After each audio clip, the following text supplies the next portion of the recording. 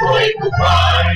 Lupang hinirang buwan ang pag-ibig, sa manlulupin, pinakasisingin, sa latatang lupot sa simulat, sa langit ang mahal, nagilak ang tula at awit sa malaki mga mahal. Ang isang ng mata at tuwing nagpupay na nakiligid, ang ikupin na parang kapayan, ang kalimang bibigin, lumalakay ang awal, ang sinakamoy, ang sa akin ko. Ang ligaya ng may kumain, ang ay sa'yo. Please remain standing for the opening prayer to be led by the Honorable Nelson Julia. Let us pray. As we deliberate in today's session, give us the wisdom to overcome passion. Give us that understanding heart to do away with prejudice. Give us the foresight to know what the future may devise. Give us the courage and strength to seek the truth in what is good. Give us a facility of language that we may understood. And finally, our Lord, make us worthy public servant of this province. We deeply love and highly honor the province of Camarines Sur, the premier province of Bicol region. Amen.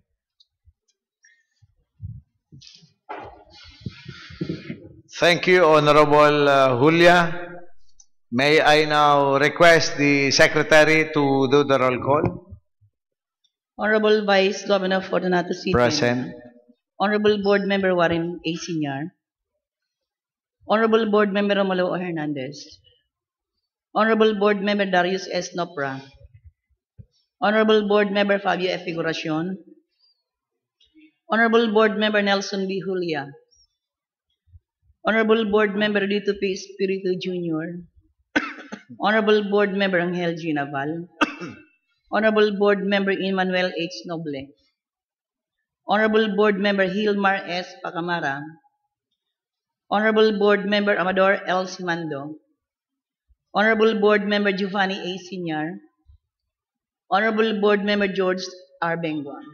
Chairman, I have the honor to certify the existence of a quorum. Okay, we now proceed with our session. The Majority Floor Leader, the Honorable Angel Naval, is now recognized. Thank you, Mr. Chairman. I move for the approval of the journal dated January 21, 2014, June 3, 2014, and July 8, 2014 during our regular session. I move for its approval, Mr. Chairman. Any second? Duly seconded by the Honorable Simando and Hernandez. Any remarks, objection? Hearing none, the same is approved. Approval of the agenda. Approval of the agenda. Any inclusions? Yes, the Honorable Julia, and then next is Honorable Hernandez. Mr. Chairman, here ito resolution.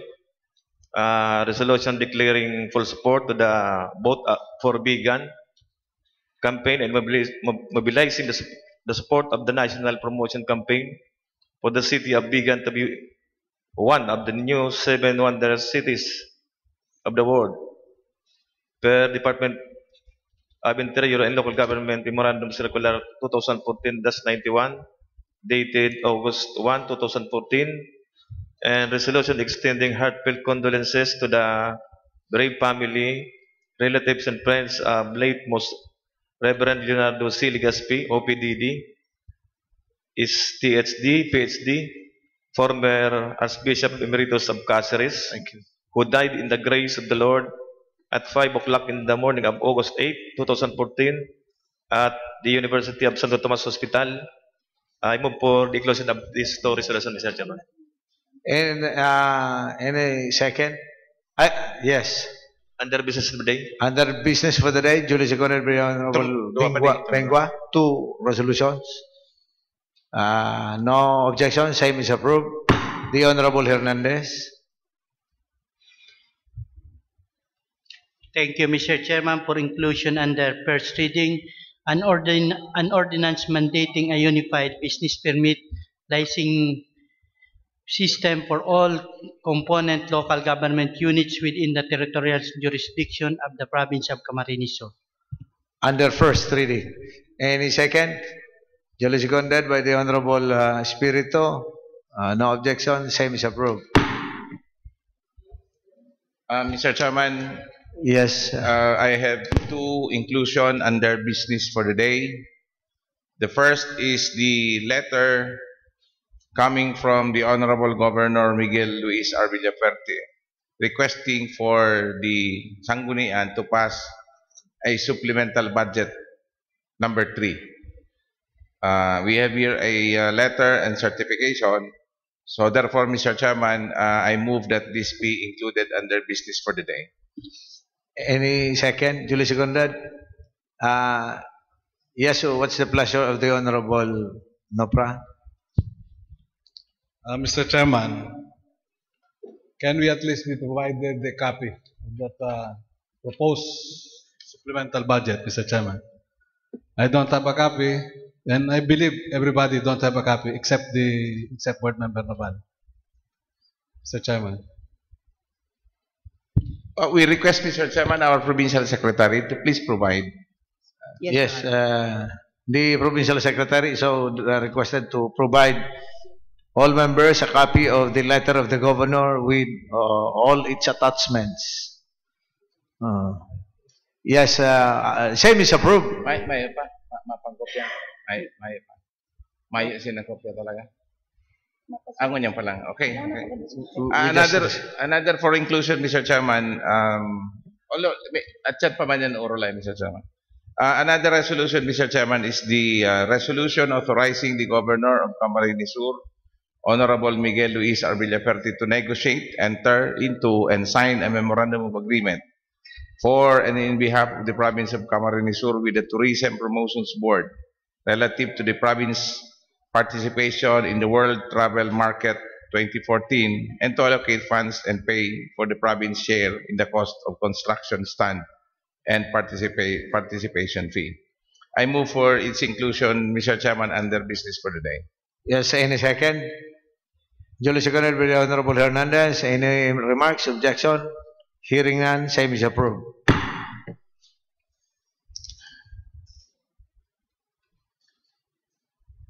Any other inclusions? Mr. Chairman, if there will be no more inclusion in the agenda, I move for the approval of the agenda as amended. Any second? Duly seconded by Honorable Julia and Bengua. No objection? Hearing none, the agenda for today as amended is hereby approved. F2B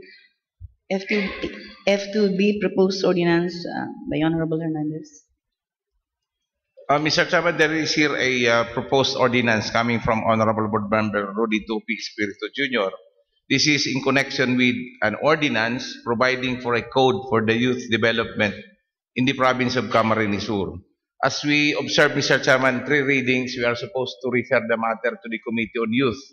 Unfortunately, Mr. Chairman, we have no, the Committee on Youth is not occupied by the youth representative.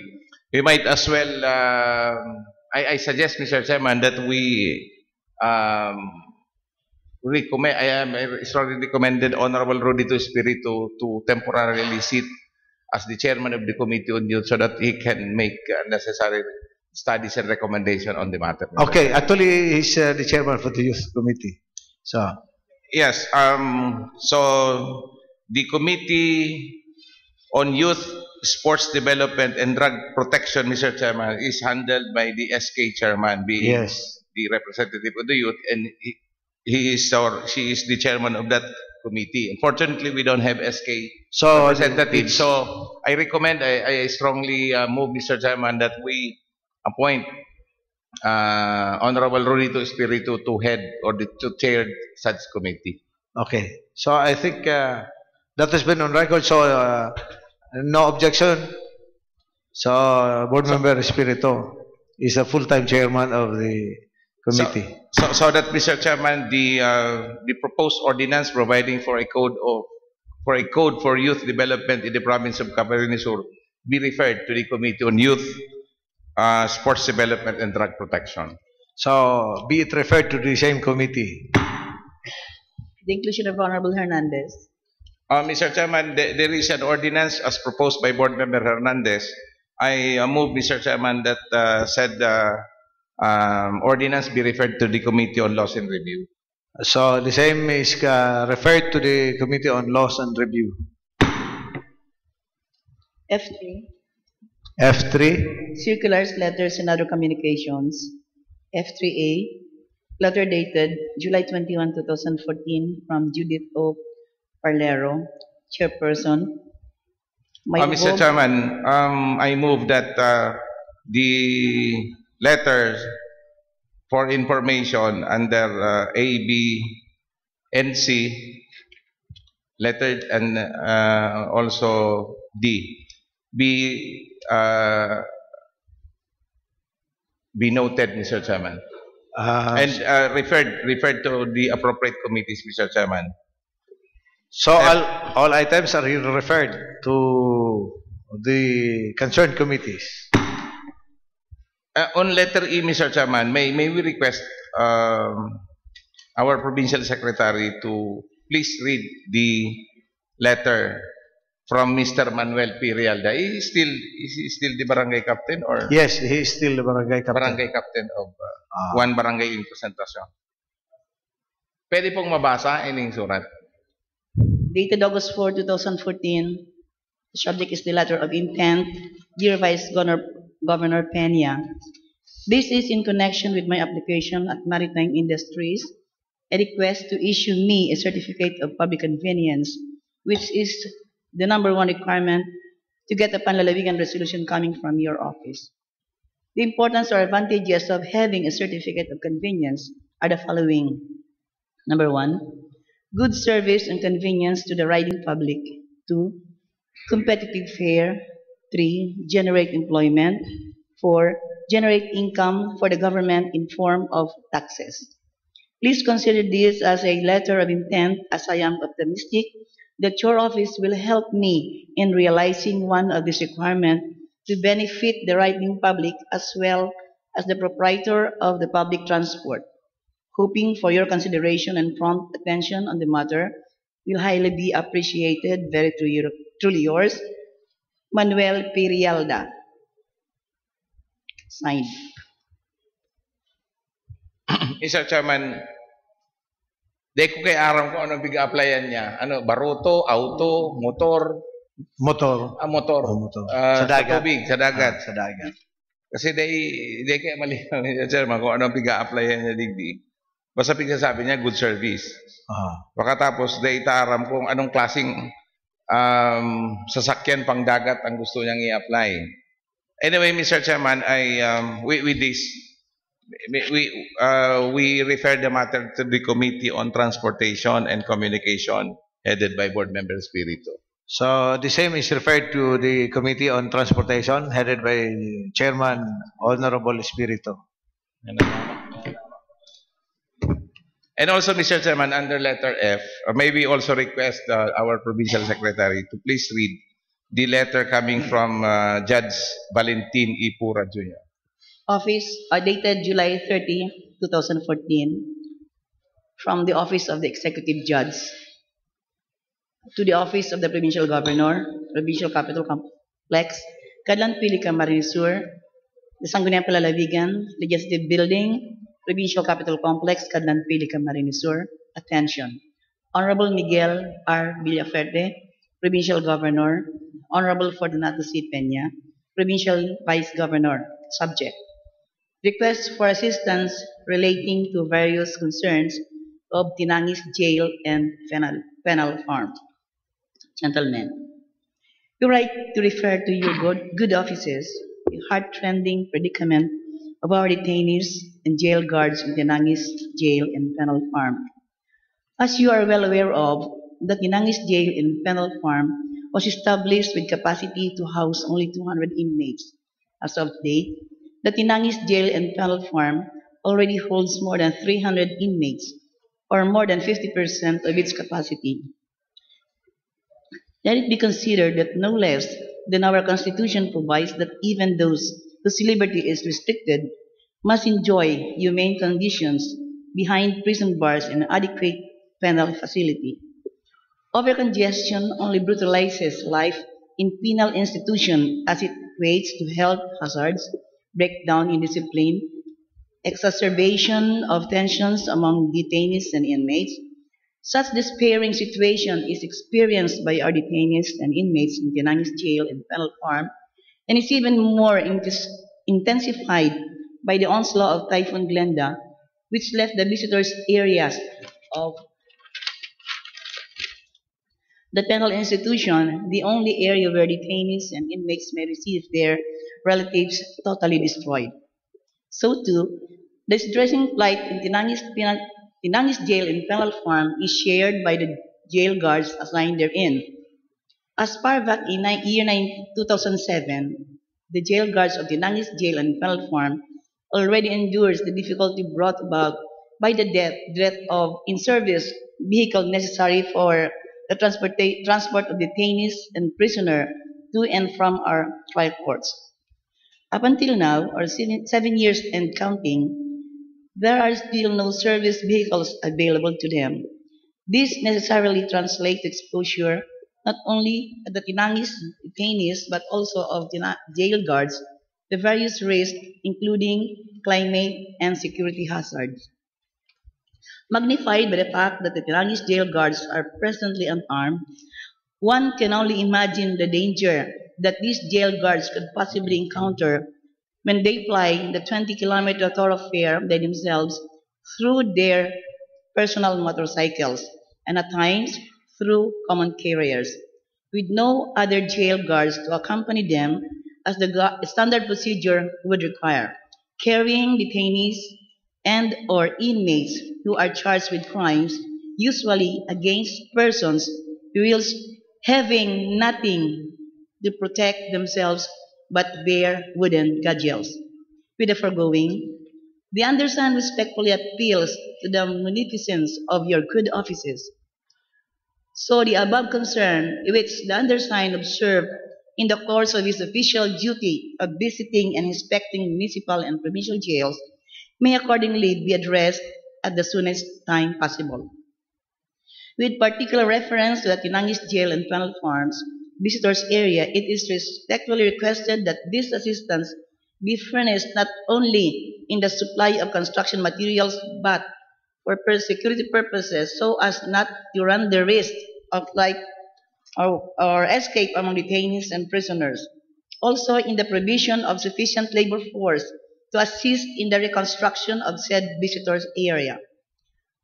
As to the service vehicles, given the urgent need therefore, even a second-hand but serviceable vehicle would render significant aid and be greatly appreciated.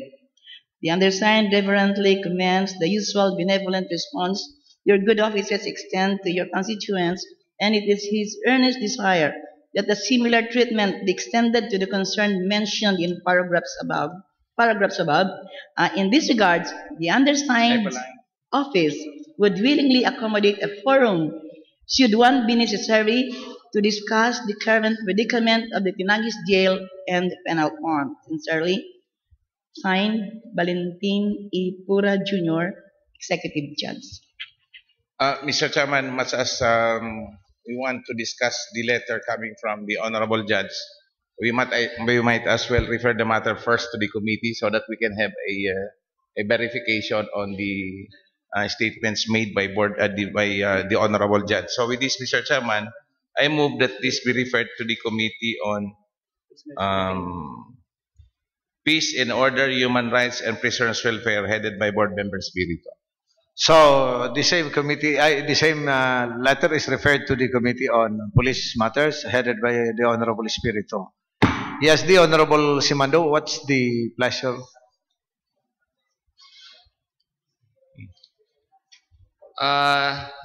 Mr. Chairman, this representation would want to comment on this particular letter. This letter concerns about 4 problems. obtaining in the Tinangues Penal Farm. Number one is the overcongestion of prisoners or inmates, because according to the letter, the building that could would only accommodate 200 inmates, but as of now there are 300 inmates. So we imagine the overcrowding in the said penal institution. Number two is the complete destruction of the visitors area in the Tinangues Penal Farm. And number three, Mr. Chairman, is the dirt in the service vehicles. I really observed that there is completely no transportation facility in the Tinangues Penal Farm. I observed that whenever jail guards would bring prisoners to court, they use a motorcycle and public conveyances. So there is an urgent need for us to address these problems. And number four, Mr. Chairman, is that there are jail guards who are unarmed, escorting the inmates going to court. So, considering the seriousness of the problems being taken up in this letter of the Honorable Executive Judge Valentin Pura, I think there is a need for us to have a dialogue with the Governor for the purpose of addressing these problems as urgently as possible, because indeed the seriousness of these problems require our immediate action. Well noted. Maybe the chairman can coordinate with the governor so we can sit down with the governor and discuss the matter seriously and soon as possible. Okay, so well noted, Honorable Simando. Any other comment? No more. So we proceed to the next item. F4, review of municipal and city resolutions and ordinances. Ordinance number 38-2014 of the Municipality of Nabua, Camarines Sur, an ordinance creating the position of Executive Assistant 1 in the office of the Municipal Mayor of the Municipality of Nabua, Camarines Sur. So what's the pleasure of the majority floor leader on the review of F4. municipal and city resolutions and ordinances? F4A. F4A. The ordinance of the municipality of Nabua creating an executive assistant 1 position. For review na. For review na. For kita. review. review. Yes. All of those, Mr. Chairman, be referred to appropriate committees, Mr. Chairman. So all items for review are hereby referred to the concerned committees as marked. G, calendar of business. Committee report. Committee on Laws and Review. Honorable Simando. The Honorable Simando is now recognized.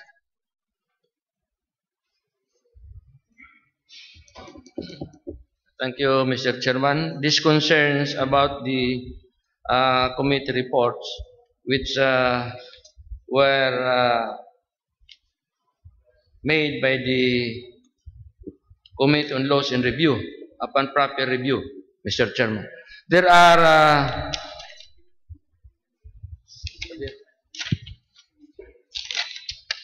8 items in this committee report.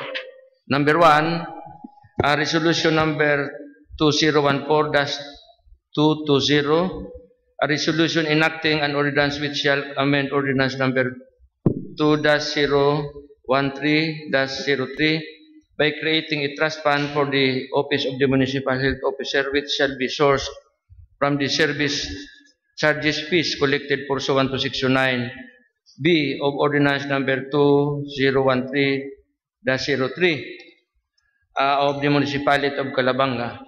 The resolution is within the scope and powers vested upon the Sangguniang Bayan. The resolution is hereby declared valid and is recommended for approval. Number 2, resolution number 2014-021, resolution authorizing the local chief executive, Honorable Emmanuel S. Requio, to enter into a memorandum of agreement with the Department of Agriculture Regional Field Office number 5 for the implementation of BUB/GBP project for 2014. This is an ordinance coming from the municipality of Kanaman. The resolution is within the scope and powers bestowed upon the Sangguniang Bayan, and the same is in accordance with Section 444,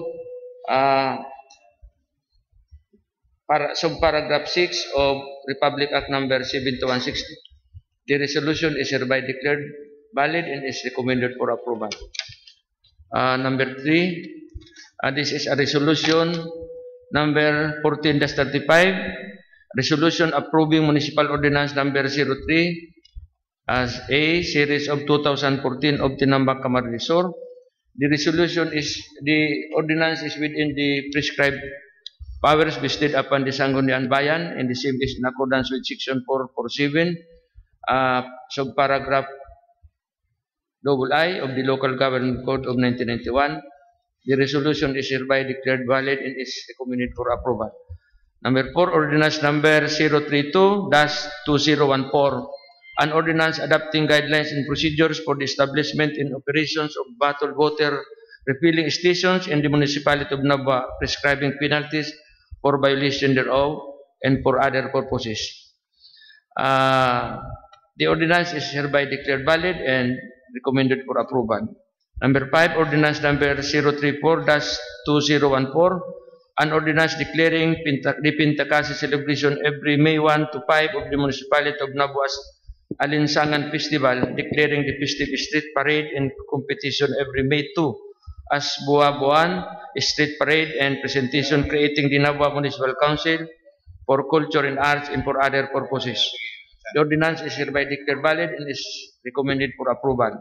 6, resolution number 280 series of 2014, resolution enacting and adopting municipal ordinance number 1 series of 2014, an ordinance creating municipal urban development and housing board of the municipality of Sipokot, Camarines Sur, defining its powers and functions for other purposes. The resolution is hereby declared valid and is recommended for approval. 7, resolution number 281 series of 2014, resolution enacting municipal ordinance number 2 series of 2014, an ordinance amending section 3 of municipal ordinance number 4 series of 2010 of the municipality of Sipokot. The resolution is hereby declared valid and is recommended for approval. And finally, municipal ordinance number 14-001, an ordinance establishing a municipal food terminal, defining the purposes and functions and regulating its operations, administration, and for other purposes of the municipality of Tigaon. The ordinance is hereby declared valid and is recommended for approval. Mr. Chairman, may I move for the approval of this committee report consisting of 8 items which I have already read. Yes, any second? Duly seconded by the Honorable Pacamara. Any remarks, objection? Hearing none, the same committee report is hereby adopted and approved. Thank you. Committee report, Committee on Public Safety, Disaster Management and Environmental Protection, and Rules, Internal Government and Public Accountability. Honorable Naval. The Honorable Naval is now recognized. Thank you, Mr. Chairman. These two committees have 4 items for consideration, Mr. Chairman. The first is the review of Municipal Ordinance number 2 series of 2014 of the Municipality of Gainsa, Camarines Sur, entitled An Ordinance Creating the Local Disaster Risk Reduction and Management Office in the Municipality of Gainsa, Camarines Sur, and providing funds thereto. Finding, Mr. Chairman, that this ordinance is in order, the committee recommended that this ordinance be approved. I move for its approval, Mr. Chairman. Any second? Duly seconded by the Honorable Nopra and Hernandez. No objection? Hearing none, the same is approved. Committee on Health. There is still Another, Mr. Chairman, is the an ordinance institutionalizing government and people's partnership in the local governance through the creation of People's Council in the municipality of Nabua. Finding, Mr. Chairman, that said ordinance is in order, the committee recommended that it be approved. I move for its approval, Mr. Chairman. Duly seconded by the Honorable Noble. Any objection? And Honorable Figuracion and Espiritu? No objection. Hearing none. Same is approved. Another, Mr. Chairman, is the ordinance, an ordinance from the city of Iriga, an ordinance implementing preemptive and forced evacuation when disaster or an emergency has been declared in the city of Iriga and danger of loss of lives and properties become imminent, providing for violation therefore and for other purposes. Finding, Mr. Chairman, that said ordinance is in order, the committee recommended that it be approved. I move for its approval, Mr. Chairman. Duly seconded by Honorable Noble, Figuracion, and Espiritu. Any objection? Remarks? Hearing none. The same is approved. Last, Mr. Chairman, is the ordinance authorizing the change of position title of the newly created position, Civil Defense Officer 2, salary grade 15, to Local DRM Officer 2, salary grade 15, to conform with the NDRMC, DILG, DBM, NCSC Joint Memorandum Circular number 2014-1 dated April 4, 2014. Although, Mr. Chairman, the intention is good, considering that it follows the circulars.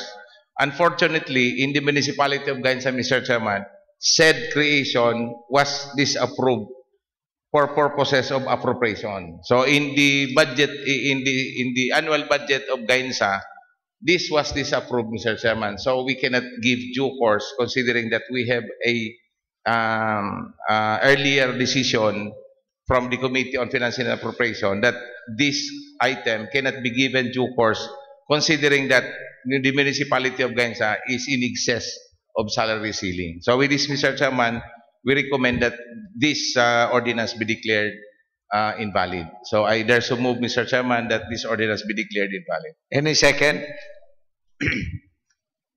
Duly seconded by Honorable Pacamara. Any remarks, objection? Hearing none, the same is approved. Committee on Health, Sanitation, Nutrition, Population, and Social Services. The Honorable Figuracion is now recognized. Yeah. Thank you, Mr. Chair. One item under committee report on Committee on Health, Sanitation, Nutrition, Population, and Social Services. Subject an ordinance number 035-2014 of Nabua Kamsur, entitled An Ordinance Adopting the Philippine Plan of Action for Nutrition 2011 to 2016, providing funds thereof and for other purposes. Findings, Mr. Chair. The ordinance is enacted within the scope of authority of the prescribed powers conferred upon the SB of Nabua Kamsur and is in accordance with the provision of Section 17B, 2, 4, and 447 of RA 7160, wherein local government units shall promote social welfare services, which include programs on nutrition services to its constituents. Committee recommendation: ordinance is hereby declared valid, and the committee recommends for its approval. I move for the approval, Mr. Chair, of the said ordinance. So, any second? Duly seconded by Honorable Noble and Espiritu. Any objection? Hearing none, the same is approved. Business for the day. Business for the day. The inclusion of Honorable Julia, declaring full support. The Honorable Julia is now recognized.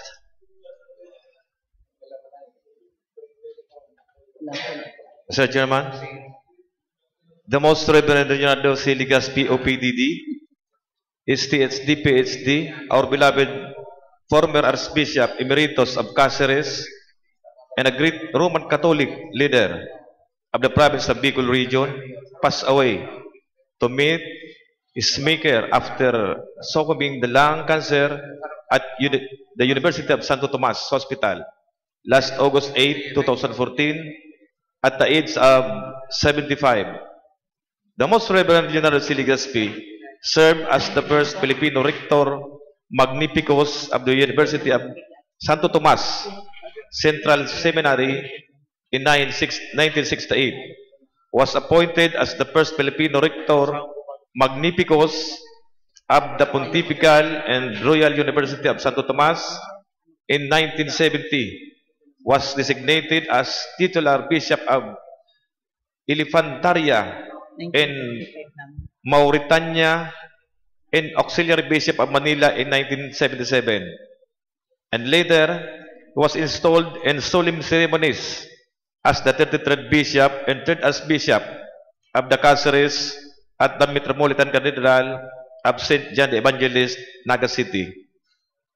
On January 18, 1984, until his retirement as Metropolitan as Bishop of Cáceres, which was accepted by Pope Benedict XVI on September 8, 2012, the Most Reverend Leonardo C. Legaspi also served as the President of the Catholic Bishop Conference of the Philippines from 1988 to 1991 and President of the Second Plenary Council of the Philippines in 1991. The Most Reverend Leonardo C. Legaspi is known as the person who was largely responsible for the naming of the heralded title of Basilica Minore to the Peñaprancia Basilica Minore, formerly dedicated to the Church of Nuestra Señora de Peñaprancia, where the image of Our Lady of Peñaprancia is enshrined in her sanctuary therein. After a decree from Rome granted this request, the Most Reverend Leonardo C. Legaspi was born in Maykawayan, Bulacan on November 25, 1935. And after studying high school education at St. Mary Academy in Maykawayan, he went to the University of Hong Kong, where he obtained an EB degree in philosophy in 1955. He joined the Dominican Order in 1960, and in the following year, he received a licentiate of Sacred Theology from the Pontifical and Royal University of Santo Tomas, and subsequently an STHD degree the same year. After receiving his Bachelor of Science degree in Educational Management at the Harvard Graduate School of Business Administration in 1971, he again studied at the University of Santo Tomas and earned his PhD degree in 1975. On his 37th Episcopal Anniversary and Feast of St. Dominic, August 8, 2014, the Most Reverend Leonardo C. Legaspi passed away at 5 a.m. at the University of Santo Tomas Hospital after a long battle with lung cancer. The late Most Reverend Leonardo C. Legaspi had received numerous national and overseas honors and awards, such as the 10 Outstanding Young Men of the Philippines Award for Education 1974, the Grand Cross de Alfonso Jes El Sabio 1974, the Tanglaw Award in 1974, in the Kyung Hee University Harvest Golden Award, also 1974, and the Rizal Pro Patria Award, 1975, in the International Association of University President Award in 1976. In the province, the August body adopted Sangguniang Palalawigan Resolution number 804, Series of 2012, and the Resolution of November 6, 2012, entitled Resolution to Honor the Most Reverend Leonardo C. Legaspi, OPDD, Archbishop of Cáceres, and giving him due recognition as Patriarch of the province of Camarines Sur for his visionary pastoral leadership and unwavering support as partner in the spiritual and moral formation in the various economic, environmental, and social program of the province of Camarines Sur. The provincial government of Camarines Sur mourned the loss of great Christian leader in the person of the late Most Reverend Leonardo C. Legaspi. And likewise express sympathy and condolences to the brave family, relatives, and friends. Likewise, the provincial government of Camarines Sur, in the pattern of Christian faith, praise for our Lord Almighty for the passing of the Most Reverend Leonardo C. Legaspi, so that his soul and the souls of the departed may rest in peace. Now, therefore, Mr. Chairman, I move a resolution extending heartfelt condolences to the brave family, relatives, and friends of the loss of the Most Reverend Leonardo C. Legaspi, OPDD, STSD, PhD, former Archbishop Emeritus of Cáceres, who died in the grace of the Lord at 5 o'clock in the morning on August 8, 2014 at the University of Santo Tomas Hospital. Unanimously seconded. The same is approved. And another resolution, Mr. Chairman, may I request to just read the title? Yes. A resolution declaring full support to the Vote for Vegan campaign and mobilizing the support of the National Promotion Campaign for the City of Vegan to be one of the new 7 wonder cities of the world per Department of Interior and Local Government Memorandum Circular 2014-91 dated August 1, 2014. I move for the approval of this resolution, Mr. Chairman. Any second? Duly seconded by Honorable Hernandez and Simando. Objection? Hearing none, the same resolution is approved. Inclusion of Honorable Naval. The Honorable Naval is now recognized. Thank you, Mr. Chairman. We have here a letter coming from the Governor requesting for the Sangguniang Panlalawigan to pass an ordinance for the supplemental budget number 3. I suppose, Mr. Chairman, that all members are given copies of the proposed resolution, proposed ordinance, including the attachment, the one coming from the Governor of this province, also the certification from the our provincial accountant, including our OIC Provincial Budget Office.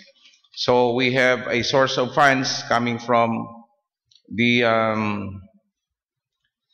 savings from personal services, salaries, and related costs from January to July, including the savings from capital outlay.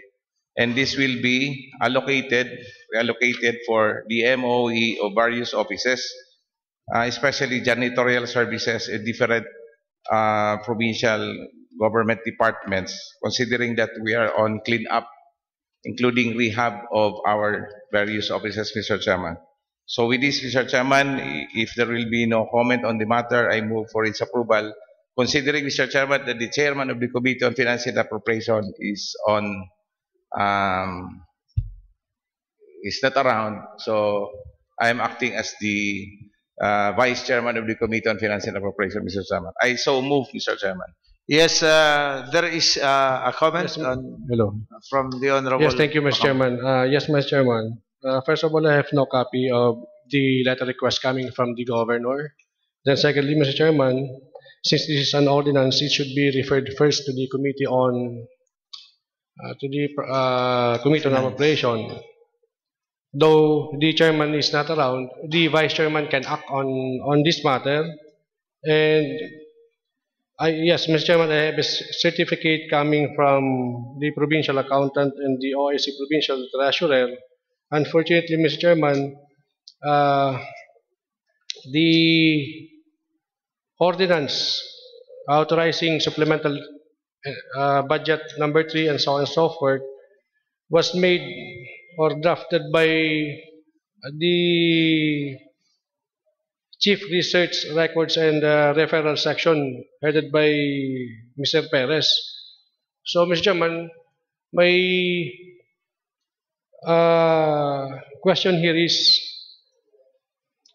iyo po ba talaga is this the intention of the Governor that the savings coming from the coming from the savings from the personal services, salaries and related costs ipapapadalagan sa MOE?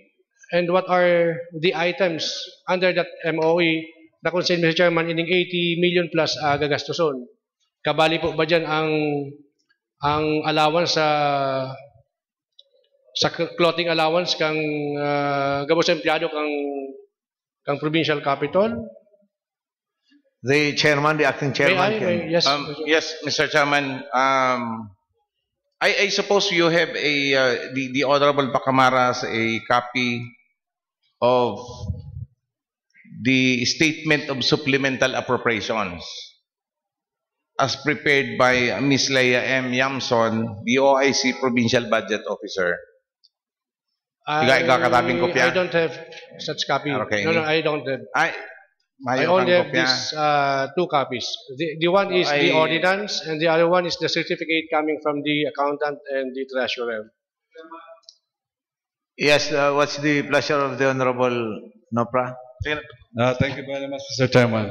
Precisely, Mr. Chairman, a while ago, I requested for a copy of the proposed supplemental budget number 3 and all other attachments coming from the Provincial Governor's Office.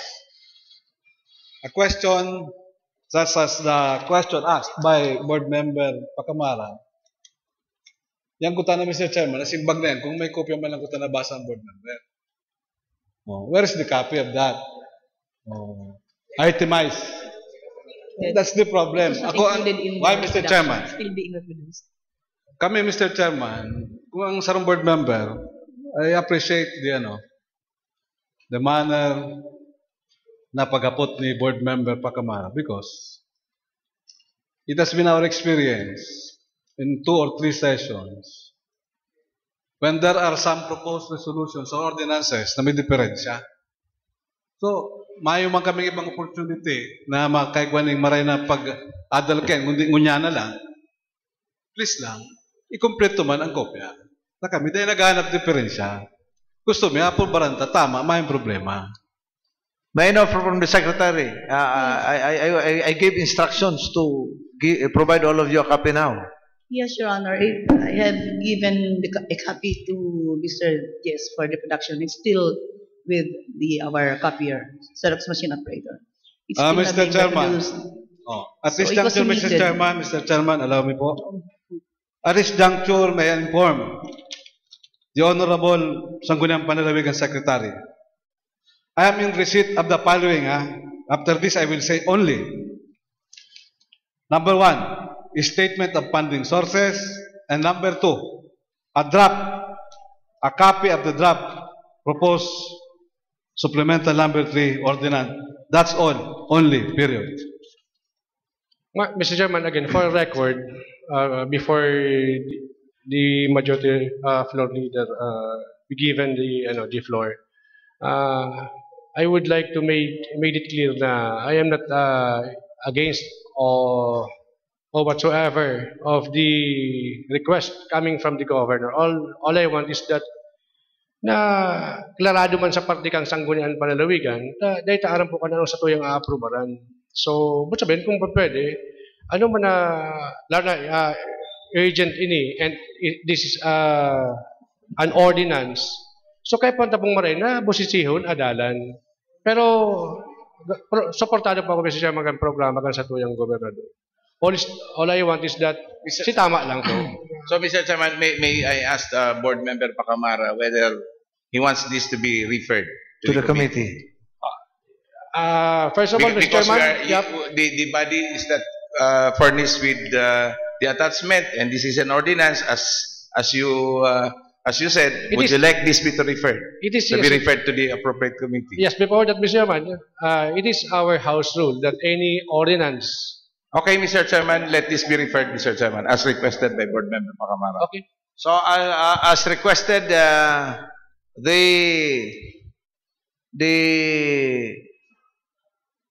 there was a motion, but it was withdrawn already. So the item is now referred to the committee for its action.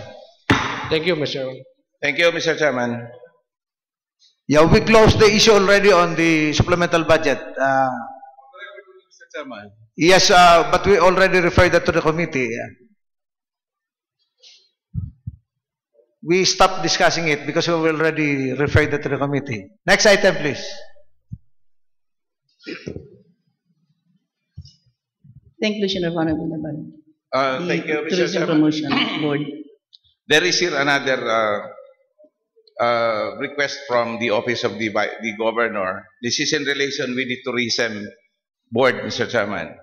There is here a resolution authorizing the Governor of Camarines Sur, Honorable Miguel Luis R. Villaferte, to negotiate, enter into, and sign a memorandum of agreement for and in behalf of the province of Camarines Sur with the Tourism Promotions Board relative to the province participation in the World Travel Market 2014, and to allocate funds and pay for the province share in the cost of construction, stand, and participation fee. We have here a proposed resolution, Mr. Chairman, and I suppose that all members are for these copies of this proposed resolution. With this, I move for its approval, Mr. Chairman. Any second? Duly seconded by the Honorable Noble. Any remarks? Objection? Hearing none, the same is approved. In other matters? Yes, Honorable Noble. Mr. Chairman, considering that very much urgent on my committee on Ways and Means, may I know now the secretary, the composition of the committee? I think there are two members. One of the chairman also resigned, and one of the members also resigned. May I know the composition so that they can move for the committee in public hearing, probably this week? So, per record, please check whether who are the members of the... Mr. Chairman, still the chairman, the board, the presiding officer as the former chairman of the committee, this representation as the former chair, are still members of that committee. Mayo man na bago tabi naman. So, nagbago lang ning chairmanship. So, very much urgent on the part of the Office of the Governor so that they can also act in this urgent ordinance. So, maybe I would like to ask if we have no, we know the composition of the committee, being now the chairman of the committee on Ways and Means. Still, the membership of the committee still stands. Is the vice governor, is the board member Nabal, and you being the chairman. What about? I think I would like to add. I think the honorable gentleman from the Partido District, the honorable Simando, also be included, as well as the ex officio member, the PCL president, so they can also include that. So maybe so that they can now move for the public hearing and committee hearing. Slated, maybe this week and then the other week. Thank you very much, Mr. Chairman. Thank you. So, the Honorable Simando, Pacamara, and PCL President are now nominated to be members of the Committee on Ways and Means. Any comment from those nominated? So, if none, the same is approved. So, other matters, the City Government of Naga, in coordination with the Archdiocese of Cáceres, has organized the necrological services for the late Archbishop Legazpi tonight at 7:30 at the Naga Cathedral. So yesterday we had a liturgical reception at the Peña Francia Basilica. The governor and I were there, and the city officials of Naga were there also. But no board members, not a single one was seen in Basilica. So, but despite the invitation, the text messages sent. So, I may encourage all of you, because the governor will also be there. All the sponsors tonight are actually the three LGUs: Naga City, Iriga City, and the provincial government of Camarines Sur. So, we have directed all employees of the provincial. The governor has directed all the employees of the provincial capital to be there tonight, and also this humble representation has already instructed the SP employees to be there also tonight to be part of the program, and so we expect all of you to be there also, the honorable board members to be there tonight. So it's an important occasion for the Catholic Church. I hope all of you will be there by 7:30. The governor has already confirmed and assured that he will be around during tonight. So he was around yesterday, so according to him, he will be around tonight. So please be there at 7:30 at the Naga Cathedral Church. The attire, semi-formal, will do. So the governor, the mayor of Naga City, the mayors of Naga City and Iriga will deliver eulogies, and then the three vices, the two vice mayors of Iriga and Naga, and the vice governor will be reading the resolutions of condolences. So please be there. We expect all of you. Please, sana mahiling mi mga kabaduman.